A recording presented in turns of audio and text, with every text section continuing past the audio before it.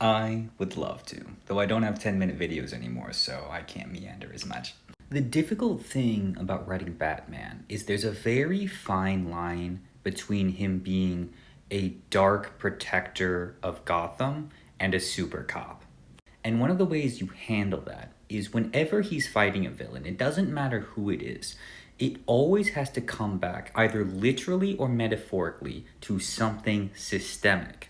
Because there is that whole argument of like, well, Batman's a billionaire, so he could just fix all of Gotham's problems, and then he wouldn't have to dress up like a bat and beat up poor people. But Batman can't do that because of the corruption that's in Gotham, which is something that the Matt Reeves Batman put in. That was a really interesting plot point, right? That Thomas Wayne made this fund for healthcare or whatever. It was like $1 billion, and the government just like took it. So Batman needs to be a detective first and a martial arts ninja second. If you're not going to do like Silver Age Batman and put him in a fun, cartoon, colorful world where he's just fighting masked supervillains and the stakes aren't very high, then you want to make him realistic, that's very important.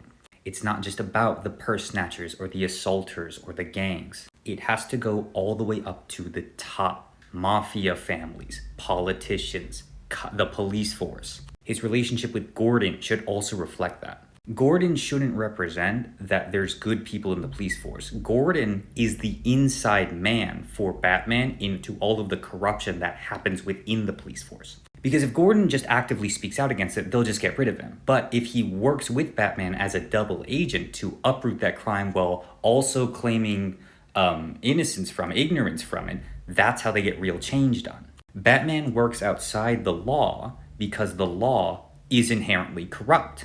He always needs to be fighting corruption in the system, corrupt police officers, politicians, cutting off streams of finances from crime families. And he needs to do that both as Bruce Wayne and as Batman. As Batman, he navigates the underbelly of Gotham, and as Bruce Wayne, he ingratiates himself into the upper echelon where all of that corruption is taking place. His Bruce Wayne is an act to get him into the rooms with all of the bad people with all of the money, something that no regular person could do. And then as Batman, he takes them down.